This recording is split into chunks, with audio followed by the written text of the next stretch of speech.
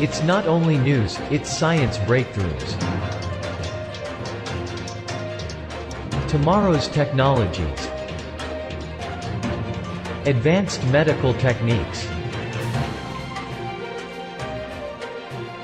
It's a glimpse into the future where we discuss artificial intelligence, Earth and energy, enhanced humans, future society, health and medicine, space, robots and machines. Welcome to Science Bytes with Joe and Craig. Today, August 27th, 2020. Here is something interesting that happened earlier this month. NASA released its findings from a trip to the dwarf planet Ceres on August 10th. Yeah, I remember this. Ceres orbits between Mars and Jupiter and is the largest object in that asteroid belt. It is roughly 600 miles wide and is less than 3 times as far from Earth as the Sun. It's pretty far from Earth, but still close enough to experience the Sun's warmth. That's what's important, because the water worlds is where we may find life in our solar system. Yeah, but Joe, like when scientists say life, they don't technically mean humanoid life or life equivalent to some primitive life forms on Earth, like dogs or cats. No, what they mean is life mostly that hopes of findings like microbial life. Yeah, because some people get confused and they think when we say life, that it's really intelligent, no, but it's not. Microbial life. Yeah. So the new data was from the Dawn spacecraft, which orbited around Ceres from 2015 to 2018, when it ran out of fuel. Crazy how it seems like just a year ago when we talked about this on a radio show, but it was longer than that. Anyway, just before Dawn shut down, it orbited right above the surface of Ceres, focusing on the Arcadar crater, a 20-million-year-old feature that was emitting a strange glow. Sure, nothing like sending a teaser before dying. Yeah, seriously. Because being an ocean world, scientists believe that the planet has been geologically active in the recent past. They also found a large saltwater reservoir beneath the bright glowing crater. That glow is such a tantalizing mystery. Yeah. But scientists believe an impact from another space object left salt deposits which are creating the glow. Other researchers reported that they are hydrated chloride salts in the middle of the crater at its brightest point. Such salts usually dry out pretty quickly, suggesting that new salt water is being pushed up through the surface and that there still may be salty fluids found inside Ceres. Well, another paper suggests that Ceres has only recently stopped undergoing a period of active leaf from ice volcanoes, which began 9 million years ago. That's a long time. Yeah. And yet more research shows that the mounds and hills found in the crater could have been formed after water flows created by the original impact and froze over. Such behavior has only been seen on the Earth and Mars before, and also indicates that Ceres would have been active until relatively recently. And by relatively recently, that does not really mean that it's within our lifetime. Yeah, there is still a lot of data scientists are analyzing. So it should be a real interesting thing to see what we discover next. Yeah, I hope it's something really good. That glow, I don't know, I just have this thing in my head about that glow. No, this one's going to be really interesting. I'm excited to see what's next. All right, so what is our next topic? Okay, our topic I have is earlier this month, researchers discovered something frightening. Many patients that had COVID-19 exhibited neurological symptoms from a loss of smell to delirium to a higher risk of a stroke. They are worried that COVID-19 survivors may face a wave of cognitive issues. One of the most insidious effects of the virus for sure. It is now clear that many patients suffering from COVID-19 also have longer-lasting consequences for the brain, including myelic encephalomyelitis, chronic tive syndrome, and Guillain-Barré syndrome. These effects may be caused by a direct viral infection of the brain tissue. But growing evidence suggests additional indirect actions triggered via the virus's infection of epithelial cells and the cardiovascular system, or through the immune system and inflammation contribute to lasting neurological changes after COVID-19. Well, many of the symptoms we assign to the infection are due to protective responses of our immune system. A runny nose during a cold, not a direct effect of the virus, a result of the immune system's response to a cold virus. This is also true when it comes to feeling sick. The general discomfort, tiredness, fever, and social withdrawal are caused by the activation of specialized immune cells in our brain. It will be many years before we know whether COVID-19 infection causes an increased risk for cognitive decline or Alzheimer's disease, but the risk may be decreased or mitigated through prevention and treatment of COVID-19. Prevention and treatment both rely on the ability to decrease the severity and duration of the illness and inflammation. Very new research suggests that common vaccines, including the flu shot and pneumonia vaccines, may reduce the risk of Alzheimer's. You know what's going to happen to me? I'm going to run as fast as a cheetah, and I'm going to probably have the best memory you ever saw. Okay. That'll be my side effect. I'll wait on the sidelines, and I'll do the panting for you. Okay. These new treatments will also reduce the impact of inflammation on the brain and decrease the impact of long-term brain health. I think what it really comes down to, Joe, is what everything's indicating is the inflammation of the brain. So really it's to keep that inflammation down. Told you, I'm going to run faster than a cheetah. I'm going to be the smartest one around. There you go. Okay, we're going to take a quick break. We will return. We will continue with New Science News. Recycling is critically important right now. The manufacturing industry is in dire need of raw materials to make the products and shipping supplies we need during this pandemic. But it's also important to recycle right. Empty and rinse containers, break down boxes, keep cardboard and paper dry, and set them curbside for recycling. Place masks, gloves, wipes, and other protective gear in the trash. Don't litter or put these items in the recycling bin. Do your part. Recycle more and recycle right. 50 years ago, we went to the moon. We called it Apollo. What many people don't know is that Apollo had a twin. She was a woman named Artemis, goddess of the moon. We are returning to the moon As a new generation of explorers. This time to stay. And to prepare to achieve humanity's next giant leap of sending the first human missions to Mars. We believe our course will redefine what is possible. That we will discover life-saving, earth-changing science. And that the challenges ahead will inspire generations. This is our manifest. For all who wondered if we could return. For all who dreamed of pressing beyond. This is your calling. We go for all of America. We go.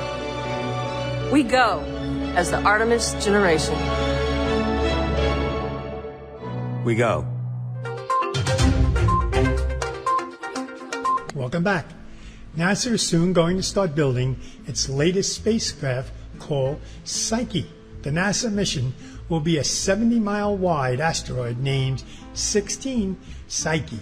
The spacecraft cleared the critical design phase last month. The asteroid floats in our solar system's asteroid belt between Mars and Jupiter. To say this asteroid is unique is really an understatement. This asteroid is probably worth more than our entire global economy. It has been believed to have been created entirely of exposed metallic iron, nickel, and gold. I really like the gold part in that, Joe. Yeah, I do. I like gold too. Most asteroids are known to be icy and rocky and nothing like 16 Psyche. Experts claim the gold and other precious metals on the asteroid to be worth $10,000 quadrillion.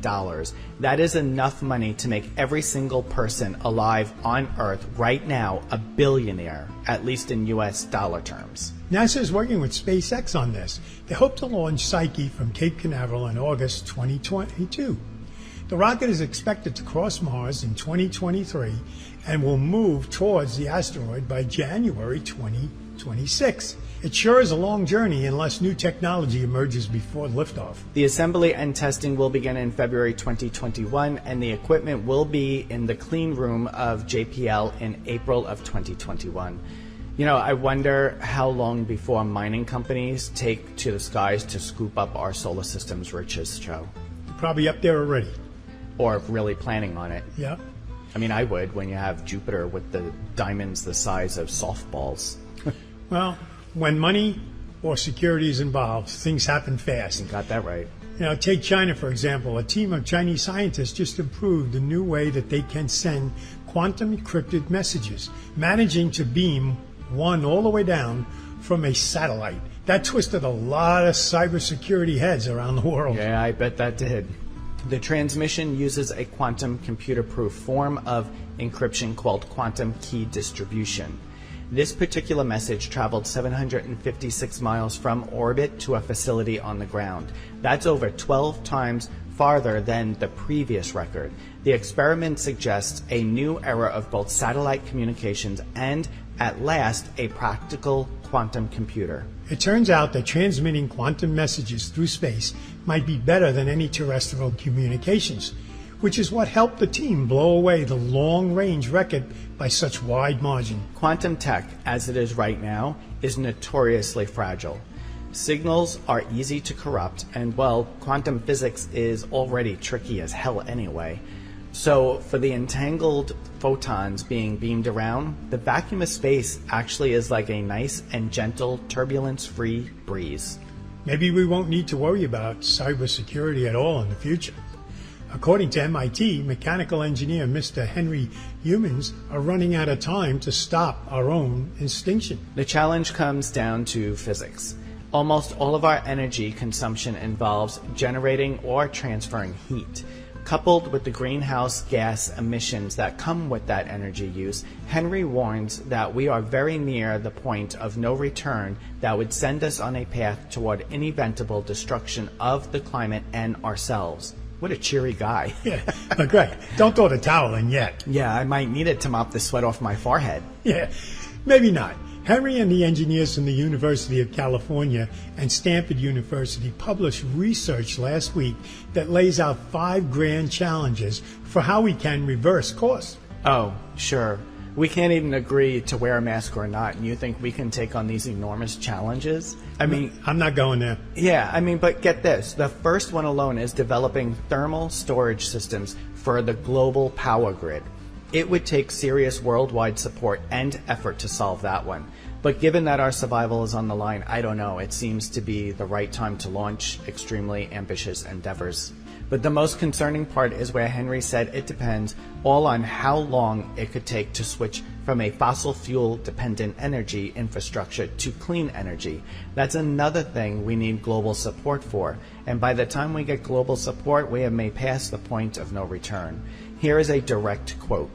Quote, "We need dramatic change, not yesterday, but years ago. So every day I fear we will do too little, too late.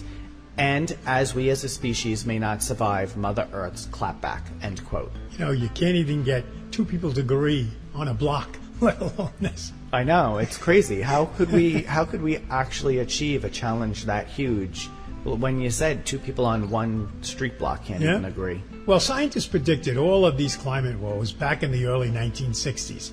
Only time will tell if we can change our ways. Yeah, Joe, it's amazing when you said that. Scientists back then did predict this stuff, and that was in the early 60s and 70s. Yeah. Well, for now we're going to take a quick break, and when we return, we have a quick bite for you. Hi, I'm David Boreanaz with a personal message for any returning vets that may be struggling to cope. There's help, and it's just a phone call away. The Veterans Crisis Line is staffed with experienced professionals who know your struggles. All of us know there's no greater sacrifice than the service to our country. Your service is important. Your life is important. For vets and their families, the Veterans Crisis Line is here to help 24 hours a day. Please call. What makes a rainbow bend? Where does the universe end? To know the world from A to Z. Discover science and technology. Where is the dinosaur? What's on the ocean floor? To know the world from A to Z. Astronomy, biology, chemistry, zoology, science and technology. It's fun, you see. Why is the sun so warm? What makes a winter storm? And what's a quadruped? Why is the planet Mars red? You'll find there's lots to know, and exploring as you go. To know the world from A to Z. Discover science and technology. Astronomy, biology, chemistry, zoology, science and technology. It's fun, you'll see. A public service message from the National Science Foundation. It's an unusual experiment scientists got to watch as bacteria adapted to the new host, evolving to become more infectious over hundreds of generations. While tracking changes over time, the University of Vienna scientists saw two very different evolutionary stages emerge in bacteria that was subjected to different conditions. The research published in the journal PNAS is a fascinating case study that helps scientists understand how bacteria become dangerous. Half of the bacteria were subjected to repeatedly infecting the new host cells to survive, and others were allowed to multiply indefinitely within the same host. After 500 generations, the first group have evolved to be more efficient at infecting new hosts. You know, Joe, thank God bacteria have short lives, because 500 generations, that's all. That would be a long time in human years. Can you imagine?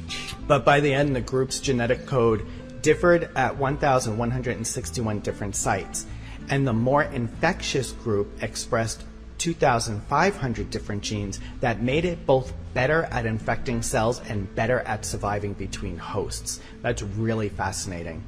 But the modifications result in the host cells becoming more easily infected and give the bacteria a better chance to survive outside the cell host.